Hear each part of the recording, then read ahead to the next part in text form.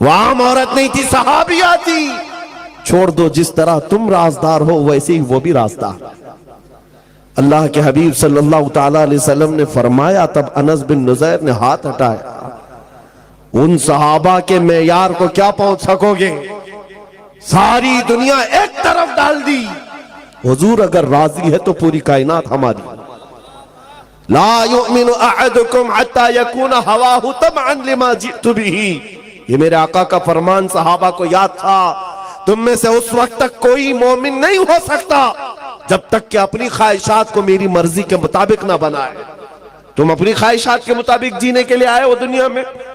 یہاں لوگ، آپ سے ایک مسئلہ میں پوچھتا ہوں، یہ میری چادر ہے، میں اس کو چاہے 4 مرتبہ فولڈ کر کے پہنوں، 3 مرتبہ، میرا اختیار ہے کہ نہیں ہے؟ میری چیز ہے، میں جس طرح چاہے پہنوں۔ میرا امامہ ہے، میں جس طرح چاہے باندھوں۔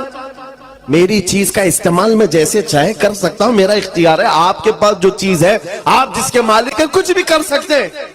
لیکن میں آپ سے ایک مسئلہ پوچھتا ہوں، کیا سوسائیڈ کرنا، آتم ہتیا کرنا، خودکشی کرنا اجازت ہے اس کی؟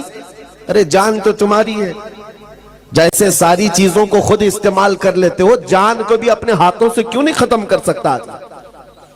اپنی جان ہے، خود مار کیوں نہیں سکتا؟ نہیں، اس کی اجازت نہیں ہے سوسائیڈ کرنے کی۔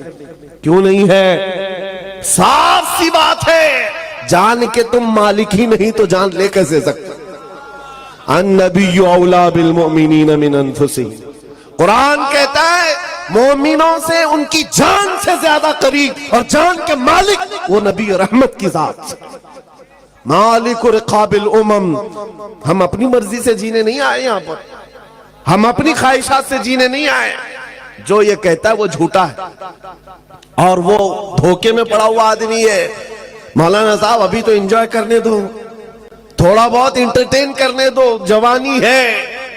تم نے اپنے دل کی سنی میرے عزیز، شاید ہو سکتا ہے تم نے غیروں کو دیکھا ہو اور ان کے پیچھے چل پڑے۔ عیسائی ناچتے ہیں، شراب پیتے ہیں، ہندوؤں کے ہاں الگ تہوار آتے ہیں، اتنے الگ الگ قسم کے ان کے ہاں بھنگڑے ہوتے ہیں، میں کیوں نہ کروں؟ شیر چلا کتے کی چال، اپنی چال بھول گیا۔ تم کو مفتی سلمان اظہری کو تو آپ جانتے ہی ہیں، یہ اکثر مسلمانوں کے حق میں آواز اٹھاتے رہتے ہیں، بولتے رہتے ہیں، اور ہر تقریر میں ان کا پیغام یہی ہوتا ہے کہ مسلمانوں سنبھل جاؤ، سدھر جاؤ، عاشق رسول بن جاؤ، زمانے میں عزت پاؤ گے۔ کیوں کہ آپ دنیا میں کہیں بھی چلے جاؤ، پوری دنیا میں کہیں بھی عزت نہیں ملے گی، کیونکہ اللہ رب العزت نے عزت جو رکھی ہے وہ مدینے والے کے قدموں میں رکھی ہے۔ آقا کریم صلی اللہ تعالیٰ علیہ وسلم کے قدموں میں اللہ نے عزت رکھی ہے، اس لیے رسول کے قدموں میں آ جاؤ، انشاءاللہ یہاں بھی عزت ملے گی اور وہاں بھی عزت ملے گی۔ ہر تقریر میں حضرت یہی بیان کرتے ہیں کہ عاشق رسول سب سے بڑا مالدار ہے۔ یہ دولت ایسی ہے جو دوسروں کے پاس نہیں۔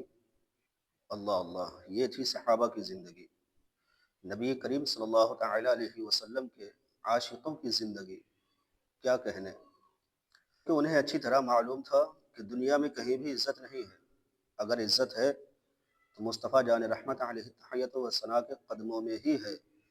اس لیے انہیں نہ جان کی فکر تھی، نہ مال کا ٹینشن تھا، نہ اولاد کی فکر تھی۔ انہوں نے اپنی زندگی کا دار و مدار رسول کریم صلی اللہ تعالیٰ علیہ وسلم کی محبت کو ہی سمجھا، اپنی زندگیاں نچھاور کر دیں آقا کریم صلی اللہ تعالیٰ علیہ وسلم کی عزت کے لیے، اور اللہ رب العزت نے ان کے سروں پر عزت کا تاج پہنایا۔ دونوں جہان میں انہیں عزت کے مالا مال فرمایا، یہاں بھی ان کی زندگی کامیاب رہی اور وہاں بھی ان کی زندگی کامیاب ہے۔ تو صحابہ کرام کے نقش قدم پر چل کر آپ بھی اپنی زندگی کو سنوار سکتے ہیں، اپنی زندگی کو سدھار سکتے ہیں، انشاءاللہ پوری دنیا پر حکمران ہو جاؤ گے۔ مرنے کے بعد انشاءاللہ تمہارے سروں پر بھی عزت کا تاج رکھا جائے گا۔